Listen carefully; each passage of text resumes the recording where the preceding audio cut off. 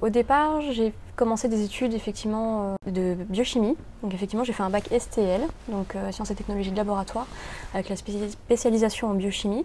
Après, j'ai fait un BTS en biotechnologie. Et effectivement, après, j'ai continué en faculté pour une licence de biologie. Sauf qu'effectivement, l'optique de rester enfermée dans un laboratoire ne me convenait pas tellement.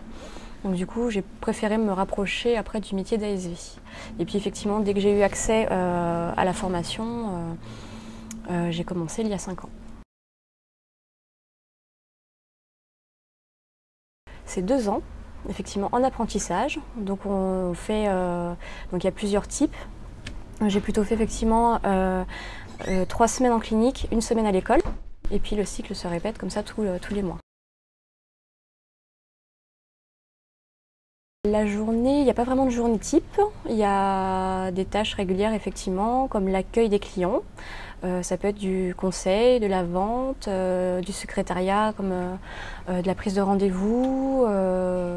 Et puis effectivement, il va y avoir le côté assistance au vétérinaire, donc l'aide en consultation, l'aide pour les examens complémentaires, prise de sang, radio. Il va y avoir aussi l'assistance en chirurgie. Où on va s'occuper de la surveillance anesthésique, de la préparation des animaux. Et puis il y a aussi le côté gestion des stocks, donc on va s'occuper des commandes, que ce soit des aliments, des médicaments et puis effectivement des matériaux de laboratoire pour les prélèvements. Et puis il y a aussi une tâche très importante qui va être la tâche ménagère, donc l'entretien des locaux et puis le maintien d'une hygiène qui est très importante.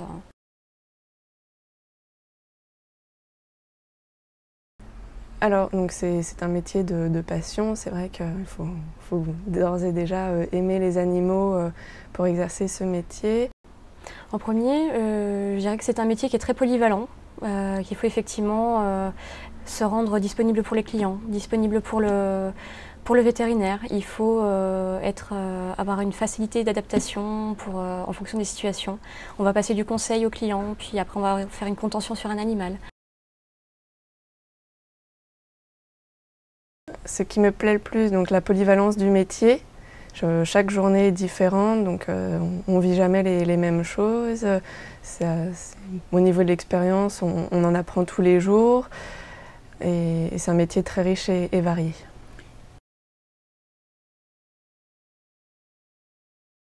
Ça va être plus dans des contextes un peu délicats effectivement pour les fins de vie des animaux où effectivement c'est pas toujours évident de garder cette distance parce que ça nous touche forcément. Et puis il y a aussi le côté c'est un métier très physique, donc il faut effectivement aussi être en forme pour pouvoir gérer tout ça.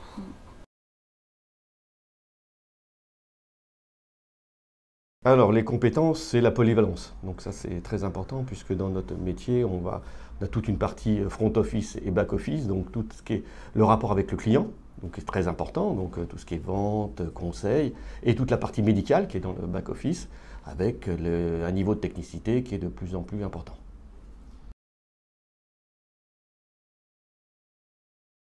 N'y connaissant rien, quand je suis arrivée, ce qui m'a surpris, c'est surtout toutes les possibilités de soins qui étaient pour les animaux. Il y avait effectivement, on ne se rend pas compte qu'on arrive à la hauteur des soins humains.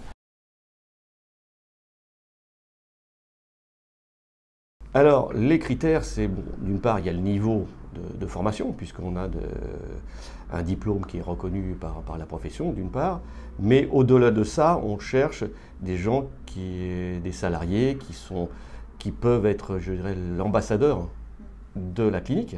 Donc, le rapport avec les autres, avec les clients, la communication est un élément très très important.